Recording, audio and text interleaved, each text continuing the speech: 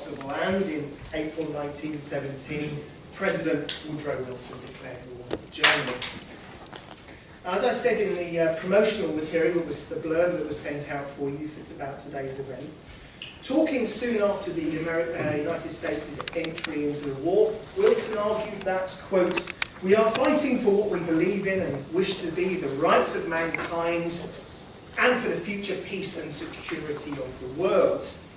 Obviously a rather vague, general phrase, but it nevertheless combined American actions with global peace and prosperity. So there are therefore obviously echoes with other American presidents' speeches throughout the 20th and early 21st centuries. Which means that there are interesting questions, I think, to be considered. What impact did the Great War have on America's place in the world order? What role did the First World War play in paving the way for America's eventual global predominance?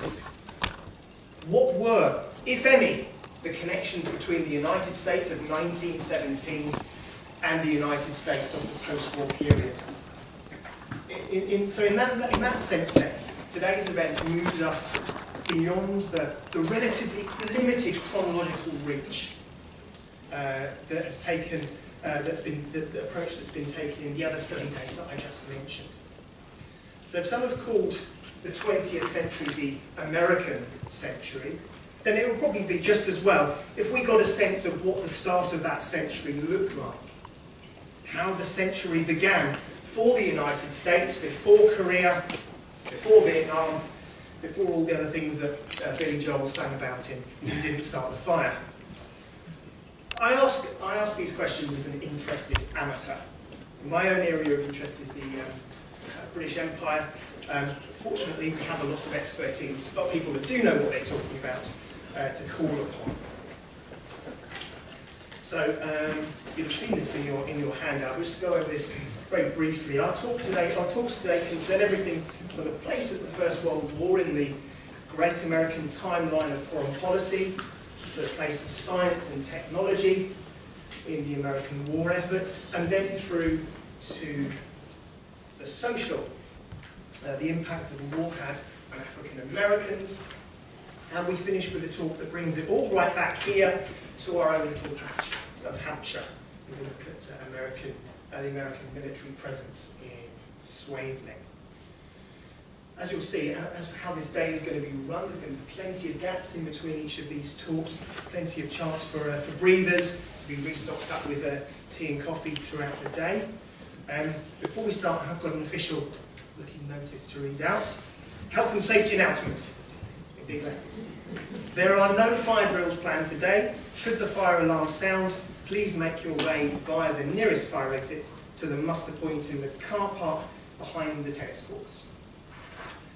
Please note that there are language tests that are happening in the rest of the campus today. So please may you keep noise to a minimum and avoid that area as much as possible. Thank you. Duly announced brief and so on. Okay. So, before we get started with our first talk, what I would like us to do is in your handout there are some post-it notes, and I'm very interested.